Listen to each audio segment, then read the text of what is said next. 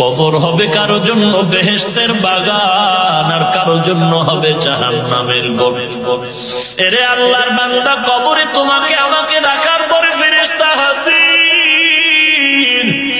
আসিয়া যখন কাফনটা টেনে দেখবে, ওই মাথার চুলগুলো নবীর তরিকা আছে, মুখের মধ্যে মদিনার দাড়ি লাগানো আছে। ফেরেশতারা মোটামুটি ধারণা করবে এটা নবীর একজন আশিক মনে হয়, হতে পারে। এরে নবীর উম্মতের দল, আর তোমার জন্য প্রশ্নটা সহজ হয়ে যাবে। তিনটা প্রশ্নের জবাব যদি দিতে পারো, আল্লাহর অর্ডার হয়ে যাবে জান্নাতের বিছানা কবরে বিছায়া দাও। আর যদি তোমার হালাত এমন হয়, কবরে রাখার পরে যদি কাফনটা খুলিয়া ফেরেশতারা দেখে তোমার চুলগুলো মদিনার তরিকায় নাই, নবীর তরিকার দাড়িও নাই, প্রশ্নের জবাব যদি দিতে না পারো, আল্লাহর অর্ডার হয়ে যাবে কবরটা জাহান্নামের আগুন দিয়া ভরিয়া দাও।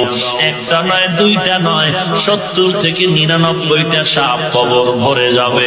এরে নবীর উম্মতের দল, মদিনার নবী বলেন, বেনামাজি নাফরমানের কবরের দুই পার্শ্ব থেকে মাটি এমন জোরে চাপ দিবে, চাপের কারণে পাজরের হাড্ডি চুরমার হয়ে যাবে। এই যে আযাবের অবস্থাটা দুনিয়ার সব মাখলুকাতেরা দেখবে, মানুষ আর জিনেরা দেখবে না।